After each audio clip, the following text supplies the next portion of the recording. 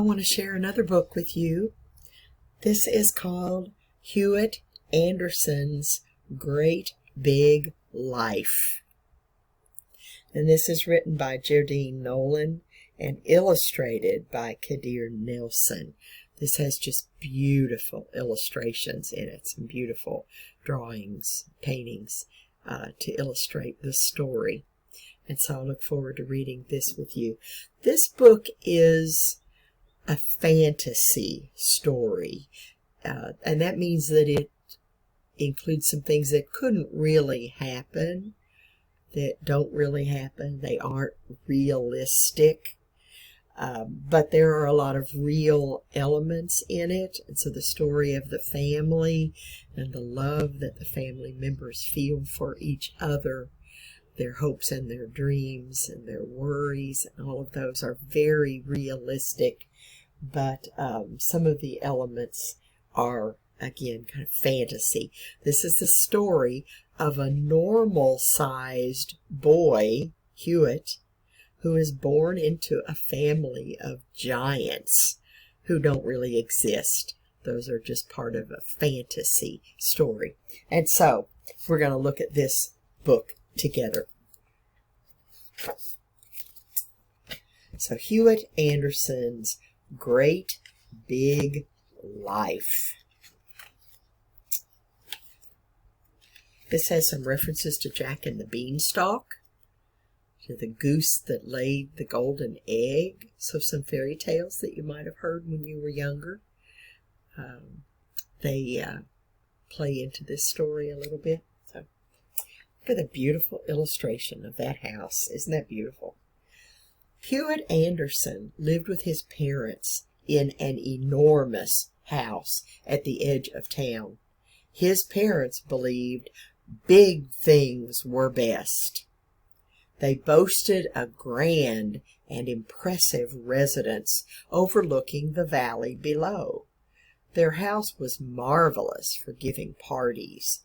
The Andersons gave bountiful banquets, elegant teas, and glorious garden parties that sometimes lasted for days, and Hewitt celebrated many happy birthdays there with his loving family. So a lot of words meaning big, weren't there, on that page? Hewitt Anderson lived happily and contentedly with his mother and father in the vast marvels of their home. A perfect house for giants.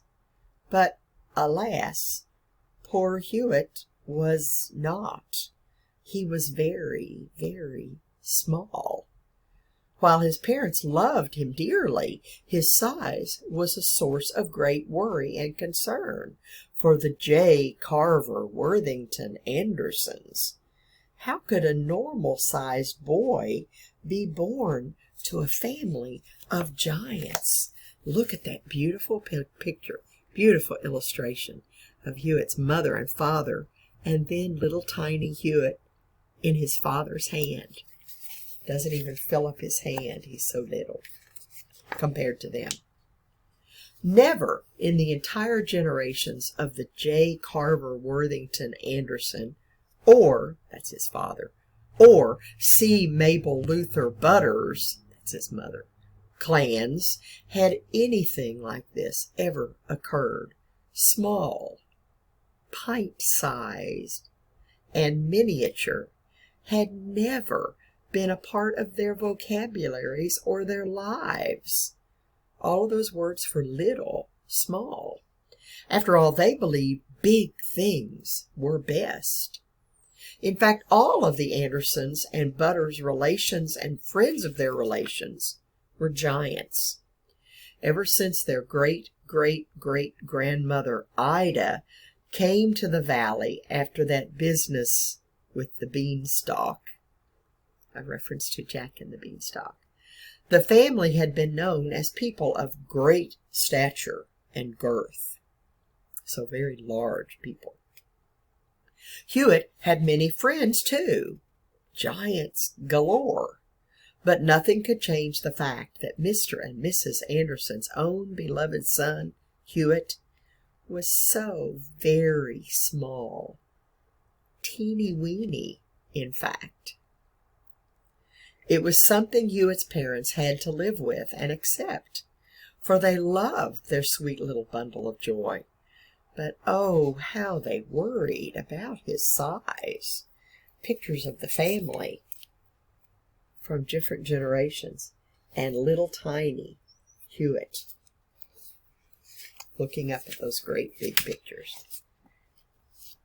Another picture of his parents, gigantic parents, and little Hewitt sitting up here on his dad's knee.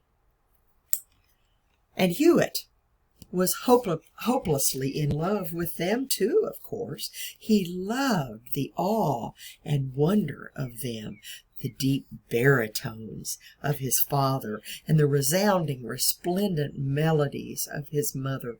When his father chose to sing great operatic versions of nursery rhymes, his mother would join in, creating wonderful duets and harmonies that made Hewitt's liver quiver and tickled his funny bone right down to his shoes. He'd laugh endlessly after being serenaded for hours. Such a happy, happy family who loved being together, loved each other.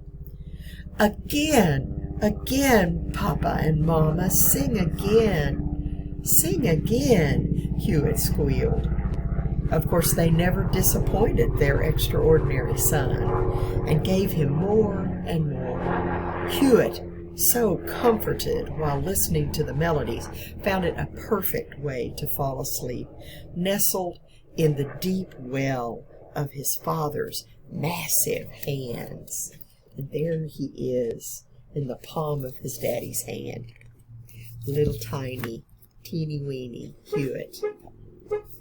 Hewitt loved riding around inside his father's shirt pocket, or sightseeing from the perch of his mother's brimmed bonnet, her hat. It was impossible for the three of them to hold hands while out for their morning or afternoon walks, as did many families in their neighborhood.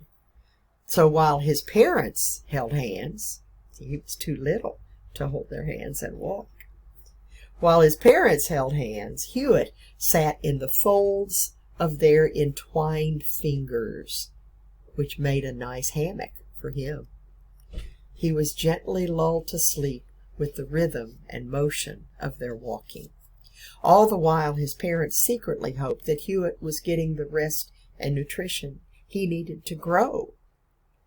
But Hewitt was now 5, and he wasn't much bigger than when he was born.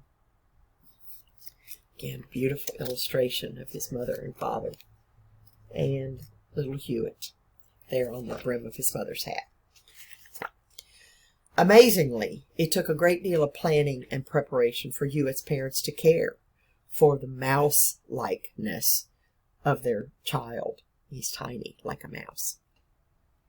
At times, it was like trying to find a needle in a haystack whenever Hewitt's parents swept the floor, though they always kept an eye out for him. Once or twice, Hewitt managed to avoid the broom just in time. He would be like a crumb on the floor. Because Hewitt was small, he was able to hunker down between the floorboards, holding on until he was out of harm's way. There were some things, however, that would require more attention and consideration. Things in the way of furnishings, for example. Hewitt had inherited the very bed his father had slept in as a boy. It was a fine-sized bed for a growing giant, but it was entirely too large for Hewitt. Just the same, he loved the bed. He never had to make it, because he never mussed his blankets or rumpled his sheets. He took up so little room in the bed. The feather mattress and pillow were fun for plopping down upon. The tassels on the bedposts were just right for climbing. When Hewitt got lost in his blankets, he pretended he was on a mining expedition. To Hewitt, the world was big and wonderful and wide.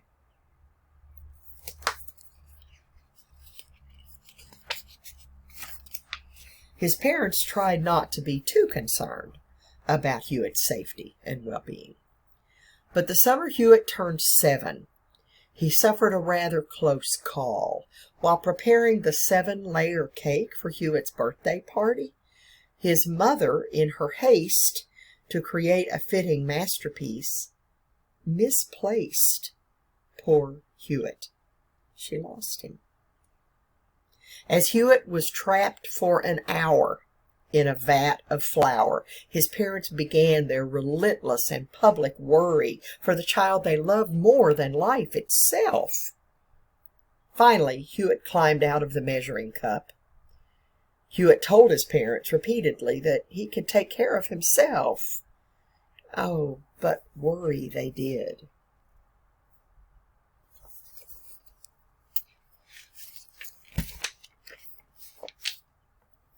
Doctors were called in. Specialists from around the world made frequent visits to the Anderson home, but no one could explain the circumstances surrounding Hewitt's small and unimposing stature. He was very small in height. Dr. Gargantuan, which means a huge person. Dr. Gargantuan, a brilliant scientist and family friend, tried to calm their growing worries. "He will grow. He's just a bit late to bloom," he reassured them. "Or," he said, "perhaps this is the opposite of a growth spurt," which you have probably had, a growth spurt where you shot up and grew a lot in a short period of time. That he's having the opposite of that. Finally came his suggestion. "I could make Hewitt my life's work. Think of the fame, the celebrity for your family, to spend his career studying this child who's so small in comparison to his family." But his parents would not hear of such a thing. They adored their puny, frail, delicate bundle of joy. Believing big was best, they took it upon themselves to set things right, to see to it that Hewitt had a big life with big things in it. Here the doctor is looking at him, and Hewitt is sticking out his tongue and saying, "Ah, ah."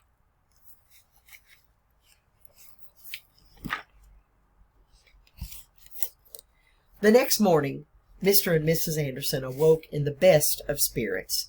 Today would be survival lesson 1, swimming. But in Mrs. Anderson's hurry to cheer her family on, she tripped and fell. Her tumble caused Mr. Anderson to miss an opportunity for a perfect 10 double somersault pike. The two of them created quite a splash in the pond, a near tidal wave, in fact. And little Hewitt, who was already quite fond of water, was washed clear to the other end of the estate into the garden maze. They both fell into the water and sent so much water onto Hewitt that they washed him away. Quickly, they rushed to him, but because Hewitt was small, he had already found his way out through a shortcut under the boxwood wall. Mr. and Mrs. Anderson, on the other hand, wandered aimlessly for a good part of the morning before Hewitt coached them to an exit. In the end, all was served well, as Hewitt showed his talents in the art of solving giant puzzles. So he was washed into a maze, a giant puzzle formed by bushes, by shrubs, and he got out by just climbing under them. But they had to wander their way through until he could help them find their way out. So he helped solve their problem. For survival lesson 2, Mr. Anderson would show Hewitt how to climb a beanstalk. In the event, he would have to flee the path of an escaped rhinoceros from a nearby zoo. How often is that going to happen?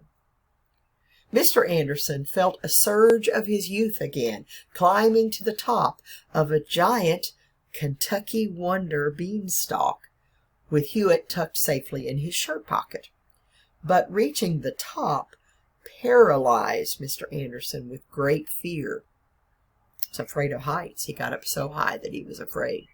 Hewitt, being used to such heights, was not afraid at all. Instantly, Hewitt went into action. Just as a leaf from the mammoth beanstalk began to fall, Hewitt held on to the leaf's edge. He was able to float down on the breath of a helpful breeze. So a leaf started to fall, and Hewitt got on it and just floated down. No problem at all. Upon landing, he roused the emergency fire and rescue squad, who arrived minutes later with hooks and ladders and a safety net. Mr. Anderson was shaken by the experience, but was more in awe of his perfectly resourceful son. See Mr. Anderson way up there on the beanstalk? And Hewitt is coming down on a leaf. Coming down to safety. When it became clear that the lessons in survival training were not accomplishing their goals, Mr. and Mrs. Anderson decided to prepare for their dinner guest, Dr. Gargantuan. Eager to discuss his plans for Hewitt, Dr. Gargantuan arrived before the dinner hour.